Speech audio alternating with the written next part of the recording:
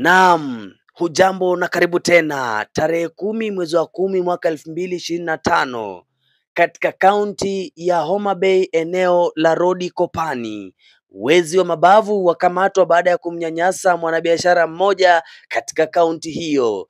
Inasemekana kuwa mwanabiashara huyo aliweza kuporwa mali zake zote huku akisafiri kutoka kaunti hiyo ya Homa Bay kuelekea Nairobi. Isitoshe, mwanabiashara huyo alipata fununu Basi hujambo na karibu kwa mara nyingine tena.